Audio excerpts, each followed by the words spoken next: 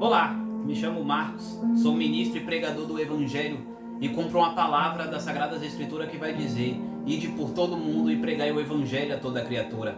Estava meditando agora há pouco em Atos dos Apóstolos, capítulo de número 9, e queria compartilhar com os irmãos nesta tarde. O texto vai dizer sobre a conversão de Saulo. E as Escrituras dizem: e Saulo, respirando ainda ameaças e morte contra os discípulos do Senhor, dirigiu-se ao sumo sacerdote e pediu-lhe cartas para Damasco, para as sinagogas, a fim de que, se encontrasse algum daquela seita, quer homens, quer mulheres, os conduzisse presos a Jerusalém. E indo no caminho, aconteceu que, chegando perto de Damasco, subitamente o cercou um resplendor de luz do céu, e caindo em terra ouviu uma voz que lhe dizia: Saulo, Saulo, por que me persegues? Ele disse: quem é, Senhor? E disse o Senhor: eu sou Jesus, a quem tu persegues. Dura coisa te é dar coices contra os guilhões. E ele, tremendo, atônico, disse: Senhor, que queres que eu te faça? E disse o Senhor: levanta-te, entra na cidade, e lá te será dito o que te convém fazer.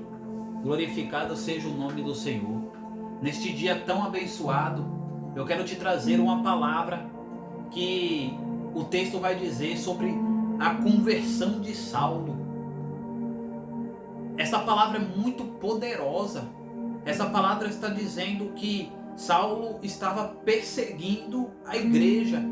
Só que a igreja tem dono. Porque quando Jesus disse para Pedro: Pedro, o que dizes que eu sou? E Pedro diz: tu és o Cristo, o Filho do Deus vivo. E Jesus dirige-lhe a palavra dizendo: estas coisas não foram te reveladas por carne nem sangue, mas pelo meu Pai que estás no céu. E eu te digo, Pedro, sobre esta pedra edificarei a minha igreja, e a porta do inferno não prevalecerá contra ela. Jesus deixou bem claro que ele é a rocha, ele é o dono da igreja, ele é o dono de toda a igreja. A igreja tinha dono, a igreja tem dono. Saulo estava perseguindo a igreja, só que a igreja tem dono. E o texto vai dizer que quando Saulo estava respirando ainda ameaças, ele pede-lhe cartas para Damasco, a fim de prender, judiar os cristãos, sejam homens, sejam mulheres, para acabar com aquela seita. Só que quando Saulo se dirige a Damasco, um resplendor de luz do céu o cerca, e ele cai por terra, e a voz vem logo em seguida, dizendo: Saulo, Saulo, por que me persegues? E Saulo vai dizer: quem é, Senhor? E o Senhor vai dizer: eu sou Jesus, a quem tu persegues. Olha que texto extraordinariamente poderoso. Saulo, ele teve um encontro verdadeiro com Cristo. Saulo, ele teve um encontro real com Cristo. E agora o perseguidor passará a ser perseguido. Agora aquele que afrontava os cristãos agora será afrontado. Agora aquele que judiava dos cristãos será judiado. Mas valerá a pena, porque o próprio Saulo disse: o meu galardão está nos céus. Jesus nos coroará, nos dará galardões segundo as nossas obras nesta terra. A palavra do Senhor vai nos dizer: arrependei-vos, porque é chegado o reino dos céus.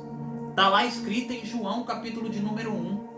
Quando nós aceitamos Jesus Cristo como nosso único e suficiente Salvador, é necessário haver renúncia, mudança, porque o próprio Paulo também vai dizer: não vivo mais eu, mas Cristo vive em mim.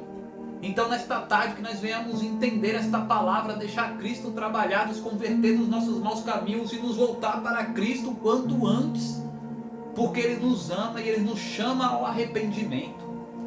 O Paulo vai dizer para aqueles que dizem: mas eu não tenho mais jeito, eu sou pecador, eu sou a pior pessoa do mundo, eu sou uma pessoa tão ruim que para mim não há mais salvação. É mentira de Satanás, porque o próprio Paulo também vai dizer: onde abundou o pecado, superabundou a graça. Nós somos salvos mediante a fé, e isso não convém de nós, é dom gratuito de Deus. Deus nos chama nesta tarde, neste dia abençoado, a conversão. Deus nos chama ao arrependimento. Assim como Ele teve um encontro real com Saulo, Ele quer ter um encontro real comigo e contigo neste dia. Deixe a palavra do Senhor entrar. Aceite as Sagradas Escrituras. Aceite a mudança de Cristo. Arrependa-te enquanto há tempo. Porque Deus, Ele não tem prazer na morte de ninguém, mas Ele prefere que nós se arrependemos e vivamos. Então, que nós venhamos entender isso e deixar o Senhor trabalhar em nossas vidas. Não será da noite para o dia, porque o próprio Espírito Santo nos fortalecerá para vencer este mundo, porque é Ele que nos convence do pecado, da justiça e do juízo. Então, que nós venhamos deixar esta palavra nos nossos corações, assim como o rei Davi disse: Pai, guardei a tua palavra no meu coração para não pecar contra ti. Que nós venhamos esconder a palavra do Senhor em nossos corações, que nós venhamos confessar o Senhor Jesus Cristo todos os dias, que nós venhamos buscar o Espírito Santo todos os dias, que nós venhamos meditar mais nas Sagradas Escrituras, buscar mais, ler, meditar, orar, jejuar, buscar o reino de Deus, fazer a obra, porque muitos são chamados, mas poucos são escolhidos. Que nós venhamos fazer parte destes poucos, que nós venhamos fazer parte dessa nova geração, onde o próprio texto também vai dizer: vós sois geração eleita, sacerdócio real, nação santa, povo adquirido das trevas para a luz. Eu quero compartilhar também um texto que não foge do texto de Atos capítulo 9, que se encontra em 2 Coríntios 5,17, que está escrito: se alguém está em Cristo, nova criatura é. Paulo também vai dizer: não vivo mais eu, mas Cristo vive em mim. Então, se Cristo vive em mim, não é mais as minhas vontades que prevalecem, são as vontades de Deus para nossas vidas. No mundo, muitos dizem: não sou prisioneiro. É prisioneiro sim. É prisioneiro do cigarro porque não consegue largar. É prisioneiro da droga porque não consegue largar. É prisioneiro do álcool porque não consegue largar. É prisioneiro do seu eu porque não consegue largar suas vontades. É escravo do mundo. Só que eu prefiro ser escravo de Cristo. Escravo de Cristo no sentido de que Ele me dá o livre acesso, o livre arbítrio de escolher o bem ou o mal. E sabendo eu que se eu escolher ser filho de Deus, Ele me coroará naquele grande dia e fazer a obra para receber os galardões, ao qual o mesmo nos prometeu nas Sagradas Escrituras. Tem jeito para você. Teve jeito para o ladrão da cruz, do lado de Jesus, quando ele disse: Pai, lembra-te de mim quando entrares no teu reino. E Jesus disse: ainda hoje estarás comigo no paraíso. Deus nos chama ao arrependimento. Outro texto também que está em Jeremias capítulo 1, versículo 5, que vai dizer: antes que te formasse no ventre eu te conheci, antes que te formasse na madre Deus já te separou para Ele.